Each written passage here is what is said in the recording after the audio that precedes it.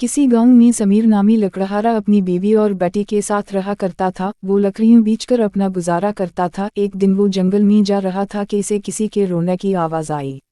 इसने इधर उधर देखा और आगे बढ़ गया, लेकिन आवाज़ फिर आने लगी। अब वो आवाज़ की सिमत बढ़ा। थोड़ी दूर जाकर देखा तो एक बच्चा रो रहा था। समीर ने बच्चे से रोने की वजह पूछी तो बच्चे ने कहा कि मेरे माँ बाप कल इस नहर में डूब गए और मैं अकेला रह गया। समीर ने कुछ सोचा और इस बच्चे को घर ले गया। बच्चे को बीवी के हवाले करके वो लकड़ियाँ काटने चला गया। आज इसे लकड़ियाँ लेकर बाजार जाना था। वो बाजार गया तो एक फैक्ट्री के सेठ ने इससे कहा कि आज से तुम्हारी सारी लकड़ियाँ मैं ही खरीदूंगा।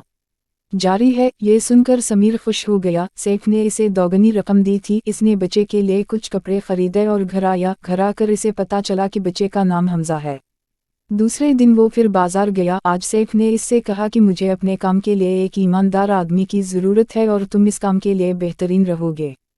क्या तुम ये काम करोगे? समीर ने खुश होकर हाँ कर दी और दूसरे दिन से काम पर जाने लगा। इसकी आमदनी बढ़ गई। साल बीत गए। हमजा और समीर की बेटी अब एक हो गए। सेठ अब बूढ़ा हो चुका था। इसने अपनी फैक्ट्री समीर के नाम कर दी और खुद मुल्क से बाहर अपने बेटे के पास चला गया।